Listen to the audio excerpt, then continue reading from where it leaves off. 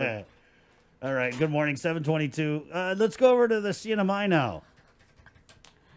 No, sorry, that was just funny. Yeah, it's funny. Funny story. I wasn't there, so I didn't know. No invite. We'll bring on Kevin Bautista from the CNMI governor's office. Hi, Kevin. Hi, Kev. What time is it over there? What day? Yeah, is it? Time zone, 7:22 a.m. All right. So guys, it's 7:22 a.m. in Saipan right now, in case you didn't know. But minus 2 seconds. Yeah. Kev, jokes on us. I used to make this joke back in the day when I'd go out to Saipan. People would be like, hey, what's the time difference? And I'd be, oh, they're behind 10 years. But now you guys are right at the forefront, beating us in the COVID, actually. And every time we come on, we just want to give you a chance to rub it in a little bit before we get to talking about it. I just feel like I'm waiting for you to just be like, any boo-boo. But you guys have actually seen a couple of new positive cases, right? Right, yeah. What's the COVID case count there? Yes. So just over the weekend, we got 4 new cases that we identified through our border protection and quarantine protocols. So right now, our current case count's at 96. Bree, 96. That's a slow day for us. Yeah, but I really think that a lot of this has to do with just the governor and the COVID-19 task force and CHEC just really going out there and really identifying these cases directly at the border, identifying it through our quarantine protocol, and at the same time too, the cooperation of our community so that we continue to have no community spread cases since August. So I think that's been the big plus for us, right? And the consistent communication just back and forth with people here, with our travelers coming from off island, a lot of family members coming in from Guam. We've had a lot of family members come in from Guam over the last few months for various things like funerals, for family gatherings. A lot of family reunions were happening here on island. Here the beginning part of fall. So I think that wanting to make sure that we accommodate a lot of our family members from Guam coming over as well. Right. So the 4 that you had over the weekend, Kev, was that all from Guam travel or was it from anywhere else? Last week, according to the latest report I got from CHEC, it is coming from that classic U.S. Hawaii Guam route. Don't necessarily have a point of origin identified. And we usually keep that information confidential anyway. But for the most part, we know that hot areas that we're cognizant and vigilant of is unfortunately Guam, Hawaii, and the U.S. mainland. Mm-hmm. So, what about hospitalizations over there? What are the numbers looking like? Because I know that you guys just opened the alternate care facility, and usually when you hear that, it's you open that to as a result of increasing hospitalization. Yes, and Bree, that's a great question. In terms of our hospitalization, we haven't seen any mass hospitalizations so far. I think right now we do not have any hospitalizations for COVID right now at the moment. A lot of our hospital staff are dispatched to our quarantine site and are conducting medical assessments with our patients over at Kanoa Resort for the most part, and especially those individuals who are in isolation if they're found confirmed positive. But going back to the alternate care site, one of the most important things that, and I want to really emphasize this, is that back in March and April, the governor, Governor Torres, our CEO, Esther Munoz for our Commonwealth Healthcare Corporation, our task force chairman, Warren Villagomez, and our governor's authorized representative, Patrick Guerrero, we began this conversation with our federal partners, FEMA and the Department of Defense, to really look at what would be the potential surge count for the CNMI if we didn't have any of these mitigation measures in place, which included the quarantine and the border screening and whatnot.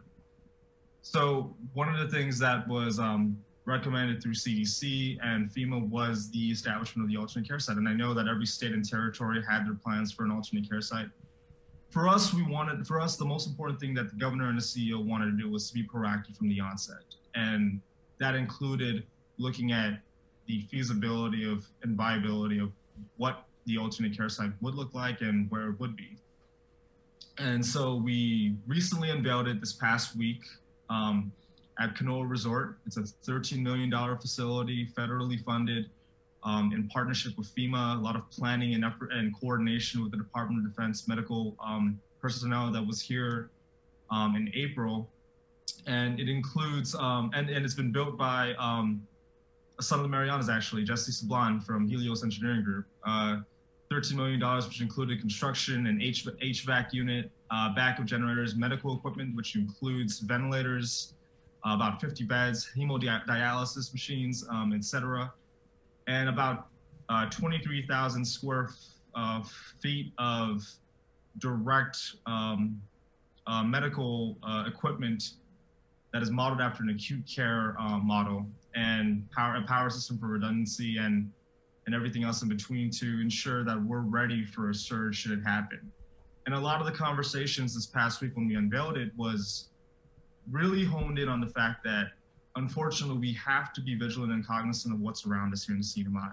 So we're seeing a lot of what's happening in Guam, we're seeing a lot of what's happening in Hawaii, and we know as an island community with a hospital with limited capacity, we know that we wouldn't be able to take care of a mass surge of hospitalization. We would be stretched thin beyond belief at this point. Mm-hmm. So for us to have this alternate care site as a contingency plan while we wait for the vaccine, and even the vaccine distribution itself, which we're planning out, is still a work in progress, because we're having to deal with a lot of folks who may not want the vaccine. So we're gonna have to do an anti-vaccination mitigation communication plan. And then, as well as also that the CNMI may have to wait a little bit while a lot of the hot states and territories would get the vaccine first to ensure that we help stop the spread. So for us, we wanted to be able to mitigate against surge capacity at our hospital, because we know that our doctors and nurses, even here, despite not seeing mass hospitalization, is out there grinding every single day with our first responders, making sure that we stop the spread of COVID-19 at the border here in the CNMI. Is the alternate care site, is it also located where you quarantine and isolate individuals? Yes.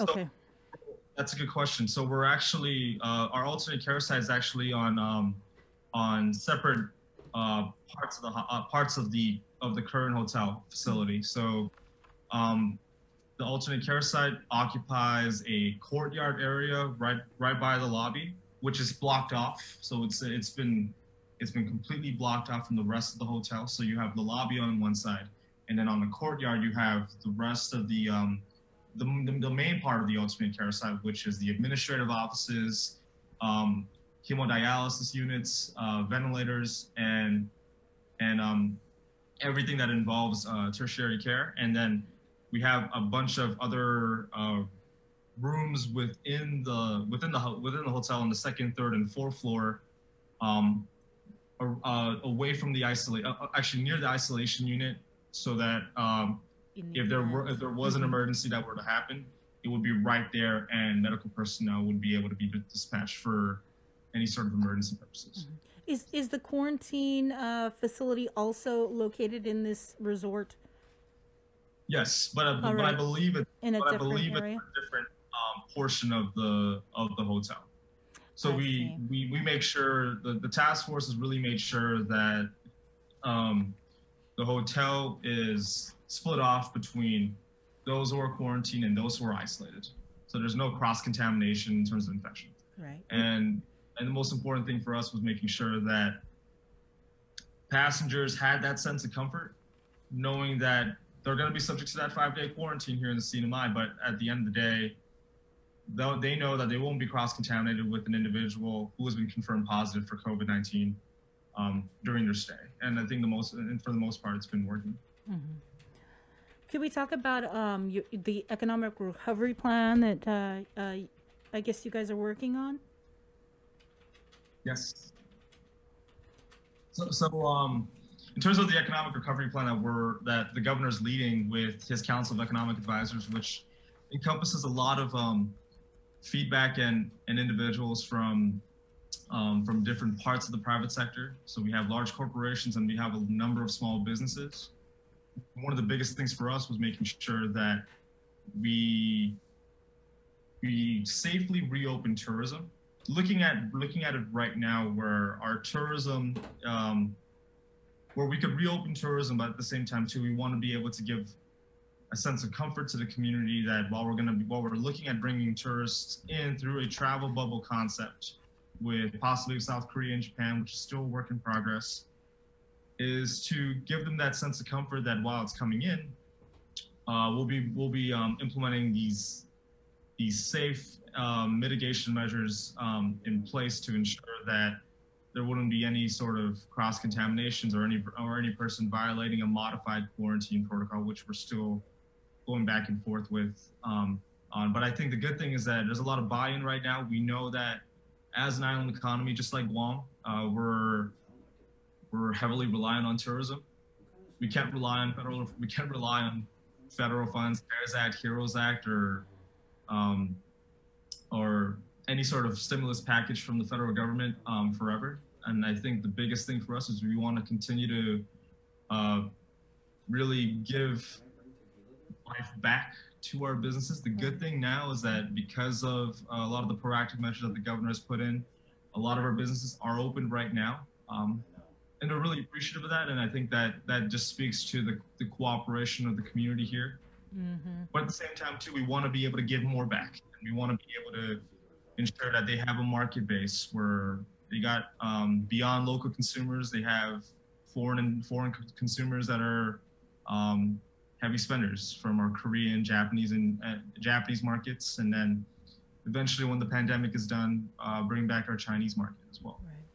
Right. Just to go back to the positives, you said 4 over the weekend. I'm not sure how many prior within last week. Have you guys had to make any changes to the protocols, or is it pretty much just status quo despite those new cases?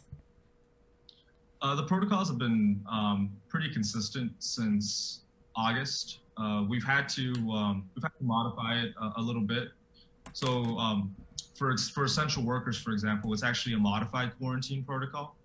What that means is that essential workers, while they have to receive a declaration and authorization that they are an essential worker, they would have to be quarantined for a certain amount of time until authorized and properly released by CHEC before entering the community and conducting their essential work, which includes our federal workers, folks who are here for healthcare or federal related projects, disaster related projects specifically. One of the big news here in the CNMI is that beyond COVID-19, we've been in recovery mode actually since 2018. We've had to deal with a strong typhoon season back in 2018 that we're still trying to recover from. And it's been a very stressful process as a government. But one of the biggest things that we've had over the last couple of weeks is we've received about $240 million in CDB GDR disaster-related funding, which will go into critical projects such as infrastructure, home rebuilding, business development, economic development, et cetera. And this, coupled with a lot of the funding that's coming in from FEMA through the reimbursement process and then everything else in between that we're still trying to grab, it's been looking hopeful in terms of where we are from 2018 when we had a strong economy, all the way through the typhoon recovery and then into the COVID-19 pandemic, where we're now seeing an unprecedented level of economic downturn all across the world, and it's affecting us as an island community. So for us, it's just really looking at how we're trying to mitigate both typhoon and COVID-19 at the same time. But I think that we have a plan in place to be able to set us up moving forward. You guys are preparing for election. It's tomorrow over there, right, in the CNMI. What sort of protocols are in place over there for Super Tuesday?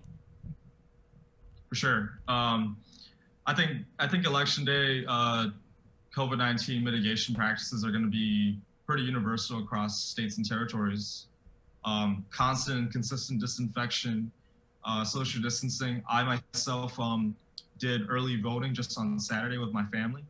And one of the things that the Commonwealth Election Commission has been focused on, along with our COVID-19 task force working in tandem, is making sure that social distancing is a priority, that disinfection and hand sanitizers are present everywhere within the polling sites, especially now during Election Day, when we're going to see an avalanche of folks that are coming into all the polling sites across all 3 islands. That we're really making sure that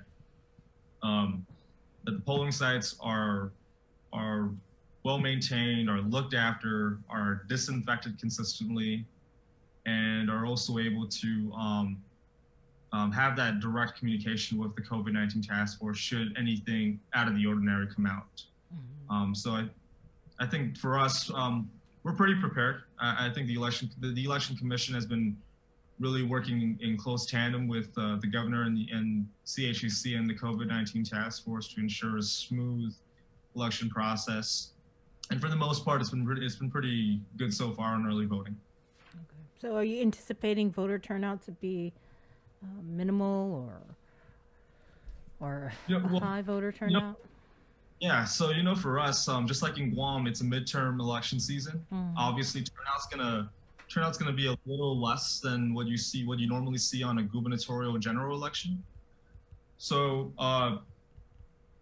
and also COVID-19 may be a deterrent, but I think for the most part, the CNMI has always had a voter turnout rate of above 70% here on all 3 islands.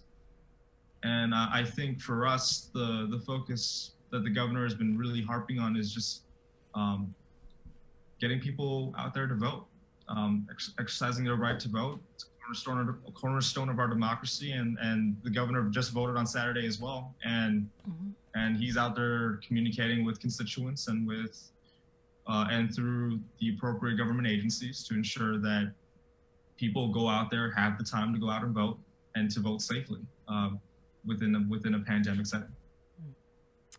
Well, thank you, Kevin, for coming on and updating us with everything that's going on over in the CNMI. Yeah, appreciate it. Was there any final comments you'd like to make? We just want to thank you guys for giving us the platform to talk about this with our constituents and viewers on Guam. We hope that the CNMI residents who are living on Guam, which is a lot of them actually, know that home is, we got family and home taken care of.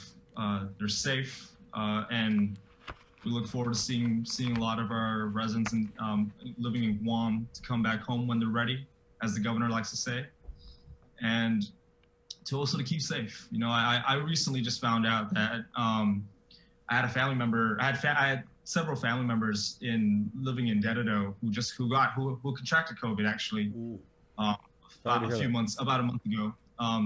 They're doing fine now, but when I think it's funny because my mom just told me about this over the weekend, and you really see the pandemic hitting hard in terms of how emotions transcend borders. I think as one Mariana's, the focus that we're really harping on is making sure that when people in our community, in our island community, just 40 minutes south of us is going through what they're going through, we have that sense of island empathy for it, and we want to make sure that folks on Guam continue to recover and overcome this pandemic, and that the CNMI is ready to assist in any way we can. Right on. Hey, Kev, my daughter's out there with her boyfriend for about a month. They're doing a project. She's in quarantine right now, so just letting you know. Oh wow, that's awesome. Yeah, cool. We'll make sure she's taken care of, Chris. Thank you. Appreciate it, my man. I was wondering when you were going to drop that, Chris. You're going to say, hey, well, I've got family out there. If you just happen to drop off some piggy outside the room, or Just saying, She's doing good work out there. So. Like my grandma used to say, if you're shy, you don't try. So there you go. Don't be shy, guys. Thanks, Kev. Thanks, Kev. Appreciate it. Right on. See you, Kev. Thank you, guys. Stay home, wash your hands. I really appreciate the accessibility. I just put something on my Instagram. We get more accessibility from the CNMI governor's office than we do from our own governor. I mean, we can't even get the press secretary on anymore. It's just kind of funny. And then also, Kev, I just got to give him props because he's very competent. You know what I mean? It takes a certain kind to be able to go on the media in lieu of the governor and to be able to speak with experience and to know what you're talking about. And we just don't have that level of competency in a lot of places in the government of Guam. Sadly, I mean, unfortunately, we all miss out when there's that lack of presence from the governor or, you know, anybody on our team. It doesn't really inspire confidence. 744, this is the link. Hey, we got a new sponsor. Thank you to Dial Rentone for jumping on. Appreciate it. Dial Rentone, of course, Carrier, Calvo Enterprises, IT&E, and Joe Sir over here behind the scenes. Thank you, Joe Sir. He's like, that was sponsored too. Okay, bye. We got our own in-house